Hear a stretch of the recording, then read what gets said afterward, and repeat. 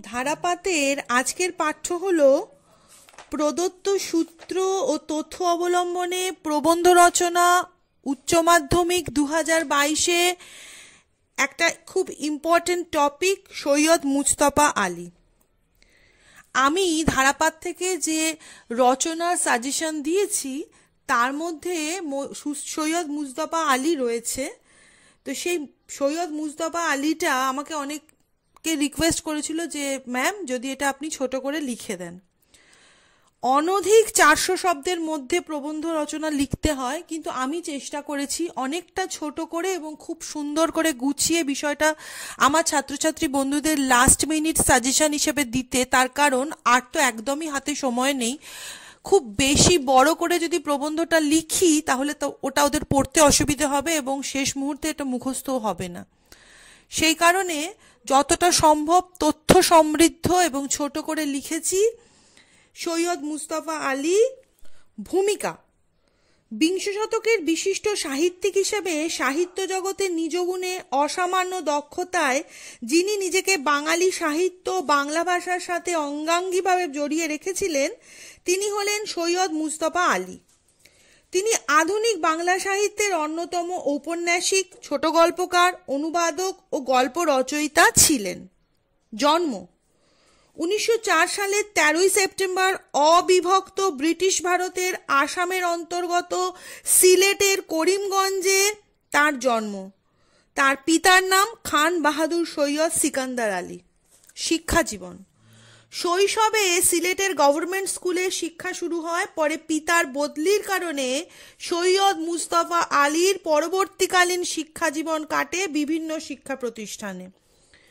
1921 সালে তিনি শান্তিনিকেতনে ভর্তি হন। সেখানে সংস্কৃত, আরবি, ফার্সি, হিন্দি, গুজরাটি ইত্যাদি নানা ভাষায় তিনি পারদর্শী হয়ে ওঠেন। 1926-এ বিশ্বভারতী থেকে স্নাতক ডিগ্রি লাভ করেন। অত্যন্ত মেধাবী ছাত্র সৈয়দ মুজতবা আলী পরবর্তীতে স্কলারশিপ নিয়ে জার্মানিতে বন বিশ্ববিদ্যালয়ে দর্শনশাস্ত্র পড়তে যান। 1932 সালে তুলনামূলক ধর্মতত্ত্বে গবেষণার জন্য ডি.ফিল উপাধি লাভ করেন। কর্মজীবন।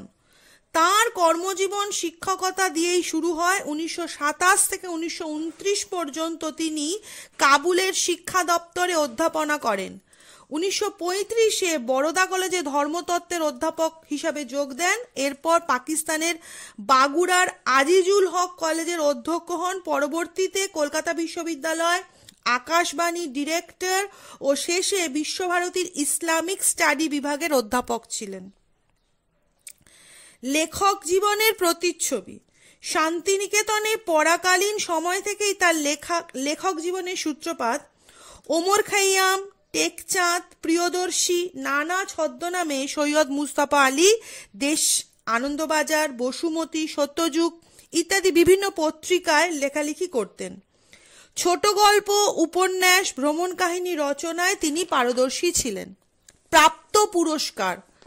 1950 থেকে 1960-এর দশকে মুজতবা আলী ছিলেন বাংলা সাহিত্যের সবথেকে জনপ্রিয় লেখক। সমগ্র জীবনে দেশে বিদেশে একাধিক সম্মানে তিনি সম্মানিত হন। 1949 সালে তিনি দিল্লি বিশ্ববিদ্যালয় থেকে নরসিংহ দাস পুরস্কার, 1961-তে আনন্দ পুরস্কার এবং 2005 সালে মরণোত্তর সম্মান হিসাবে বাংলাদেশ সরকার কর্তৃক অমর একুশে পদক দ্বারা সম্মানিত হন। জীবনাবসান। মুজতবা আলীর জীবনের অন্তিম লগ্নে অসুস্থতার কারণে বাংলাদেশের বঙ্গবন্ধু শেখ মুজিব মেডিকেল কলেজে 1974 সালের 11ই ফেব্রুয়ারি ইহলোকের মায়া কাটিয়ে পরলোক গমন করেন।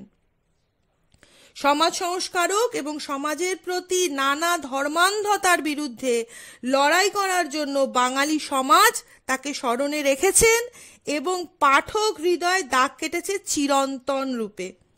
সৈয়দ মুজতবা আলী উচ্চ মাধ্যমিক 2022-এর তথ্য সমৃদ্ধ প্রবন্ধ রচনার খুব ইম্পর্টেন্ট একটা টপিক। তাই আমি আমার দ্বাদশের ছাত্রছাত্রী বন্ধুদের অনুরোধ করব তোমরা অবশ্যই টপিকটা ভালো করে পড়ে নিও, তথ্যগুলো দেখে নিও, ভিডিওটা লাইক করো আজ এই পর্যন্ত।